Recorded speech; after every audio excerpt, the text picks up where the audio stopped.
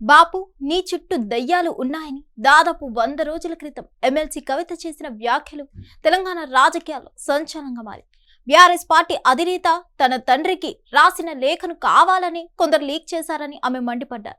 అనంతరం చోటు చేసుకున్న పరిణామాలతో 2 రోజుల క్రితం ఆమెను పార్టీ నుంచి సస్పెండ్ చేస్తూ అధినేత కేసీఆర్ నిర్ణయం తీసుకున్నారు.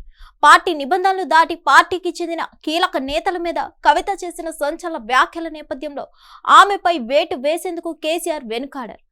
అంచనాలకు తగ్గట్లే కవిత మీద వేటు పడడం, ఈ నేపథ్యంలో తన పార్టీ పదవితో పాటు తనకున్న ఎమ్మెల్సీ పదవికి సైతం రాజీనామా చేసినట్లుగా ప్రకటించారు. ఈ సందర్భంగా ఆమె చేసిన వ్యాఖ్యలు ఎక్కుపెట్టిన వైనం చూస్తే మాజీ మంత్రి అలాగే మేనభావ అయిన హరీష్ రావు మరొకరు రాజ్యసభ సభ్యుడు సంతోష్లను టార్గెట్ చేస్తూ మాటల తూటాలు విసిరారు. గులాబీ పార్టీకి ట్రబుల్ షూటర్ గా పేరున్న హరీష్ రావు మీద ఆయన సంచలన వ్యాఖ్యలు చేశారు.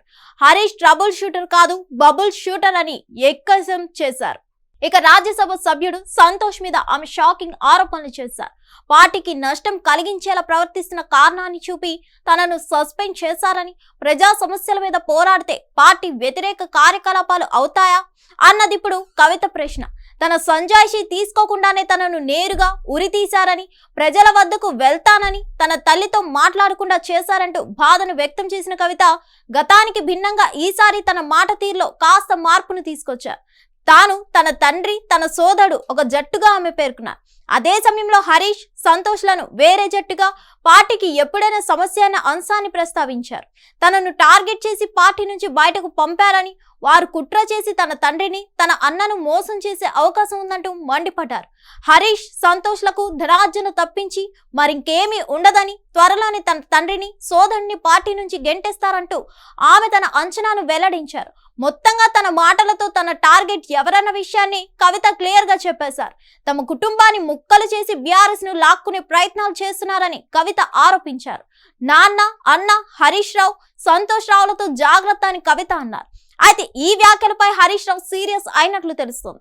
ఇన్నేళ్ల నుంచి పార్టీలో నమ్మకంగా ఉంటే ఇలాంటి విమర్శలు చేస్తున్నారని కవితపై హరీష్ రావు మండిపడ్డారు. ప్రస్తుతం హరీష్ రావు లండన్ లో ఉన్నారు. తన కూతురు కాలేజీ జాయినింగ్ కి వెళ్లారని అంటున్నారు. అయితే నేడో రేపో తిరిగి వచ్చిన తర్వాత కవిత తనపై చేసిన ఆరోపణలకు కౌంటర్ ఇచ్చేందుకు ప్రెస్ మీట్ పెట్టే అవకాశం ఉన్నట్లు తెలుస్తుంది.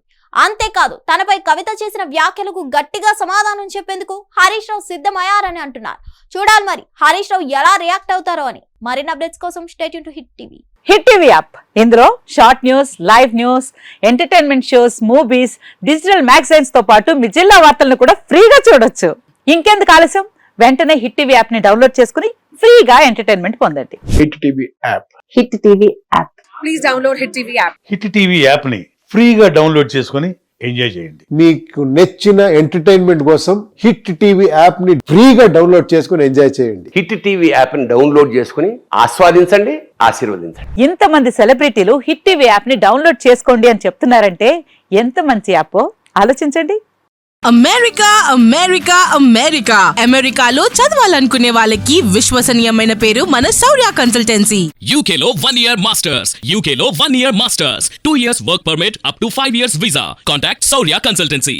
Contact 89851 89851.